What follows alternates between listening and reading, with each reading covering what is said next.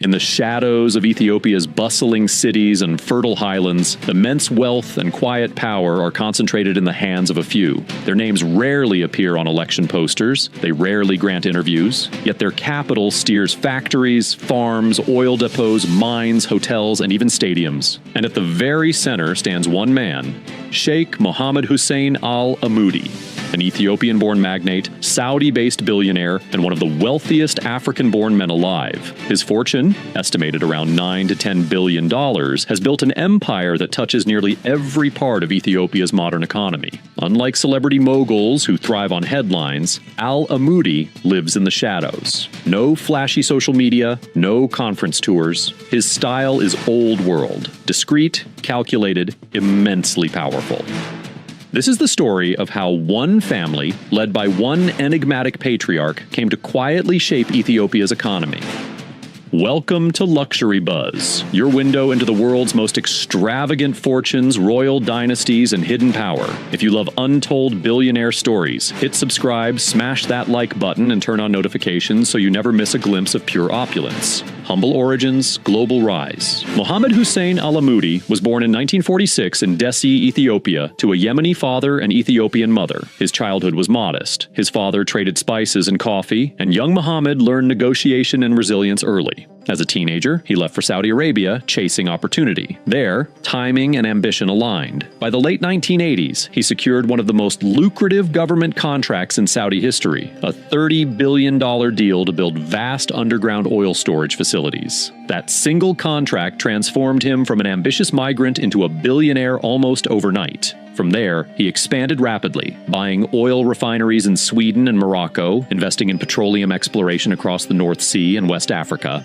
But despite Saudi citizenship and global reach, he never severed ties with his birthplace. Instead, he returned with something Ethiopia desperately needed: capital, building an empire at home. In the 1990s, Ethiopia cautiously opened its economy. Al-Amoudi seized the moment, creating MIDROC Ethiopia, his flagship holding company. Through Midrock and dozens of affiliates, he built a sprawling empire. Construction and real estate. Midrock construction shaped skylines, but its crown jewel is the Sheraton Addis Hotel, a five-star landmark that became both symbol and stage. Presidents, monarchs, and celebrities have walked its marble halls, while Ethiopians celebrate weddings and milestones under its chandeliers. Energy and mining. His company, National Oil Ethiopia, NOC, became a critical distributor, meaning much of the fuel powering taxis, buses, and generators flowed through his pipelines. In mining, Midrock Gold's Liga Dembi operation made Ethiopia a significant gold exporter, fueling both revenue and controversy. Manufacturing and industry. He acquired Addis Tire, Ethiopia's only tire factory, and founded Derba MIDROC Cement, doubling cement production and fueling the nation's construction boom. His steel projects aim to reduce imports and accelerate industrialization. Agriculture and land.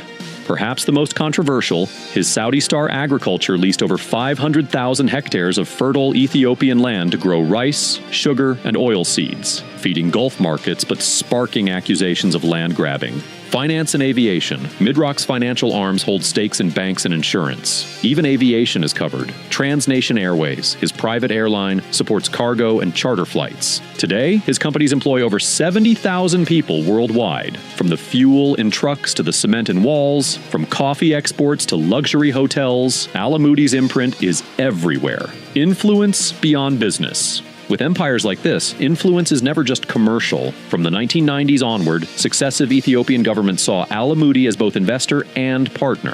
He pledged nearly $88 million to Ethiopia's Grand Renaissance Dam, bankrolled stadiums, and sponsored football clubs. When the state needed capital, Al-Amoudi could deliver it, instantly. His role blurred the line between businessman and nation builder. This influence wasn't lost on leaders. When he was detained in Saudi Arabia's 2017 anti-corruption purge, Ethiopian politics practically held its breath. Even then, his empire didn't collapse. Professional managers kept operations running, cash kept flowing, and his grip on Ethiopia's economy endured. His return after 400 days of detention underscored two truths. Fortunes can be fragile in geopolitics, but well-built systems survive their founder's absence. A life of quiet luxury. Despite his vast fortune, Alamoudi cultivates mystery. No interviews, no Instagram, rare public appearances. Yet behind closed doors, his lifestyle rivals royalty. Lavish residences in London, a countryside estate in Surrey, and a palatial home in Jeddah. Travel by private jet, allowing him to slip between continents with little publicity. Discreet luxury yachts for entertaining allies far from cameras. Rolls-Royces and Bentleys, including his recent arrival in Ethiopia with a $400,000 Rolls-Royce Spectre. The Sheraton Addis often doubles as both business headquarters and personal reception hall, guarded and exclusive. His security is ever present but low profile, blending invisibly into the background. To allies, he is gracious and paternal, often described as generous with loyal staff. To critics, he is untouchable, his wealth making him nearly immune to the scrutiny faced by ordinary businessmen. Unlike celebrity billionaires who flaunt their wealth, Alamoudi embodies what some call quiet luxury, opulence without spectacle, influence without noise. Public opinion and controversies. Alamoudi's role in Ethiopia divides opinion. Hero narrative. Many see him as a nation builder, the billionaire who invested when few others dared. He built factories, created jobs, and modernized industries from scratch. His philanthropy, funding hospitals, schools, and scholarships, bolsters that image, succession, and legacy. Now in his late 70s, Alamoudi faces the inevitable question of succession. With 8 children and sprawling holdings across continents, the future of Ethiopia's most powerful dynasty is uncertain.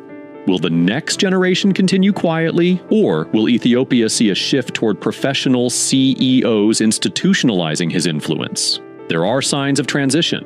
Divestments abroad to free capital, renewed focus on African assets, and alignment with Ethiopia's national priorities like import substitution and industrialization. But the challenge is greater than continuity, it's legitimacy. Ethiopia's younger population is more connected, more demanding of transparency. They question not just what billionaires build, but who benefits, at what cost. For the Alamoudi dynasty, survival will depend on moving from privilege to performance, from shadow influence to visible accountability. Whatever the outcome, Alamoudi's legacy is already etched into Ethiopia. You can drive it, sleep in it, brew it, and export it. His empire is literally built into the country's foundations. So, do billionaire families secretly run Ethiopia? Not literally. Parliaments still pass laws, governments still govern. But when one portfolio touches fuel, gold, cement, and agriculture, it shapes daily life in ways impossible to ignore. That is the strategy of quiet power. Presence without spectacle, wealth without noise, influence that whispers but shapes a nation. If this deep dive into the billionaire families who secretly run Ethiopia pulled back the curtain, make sure to subscribe to Luxury Buzz, drop a like, and share this video.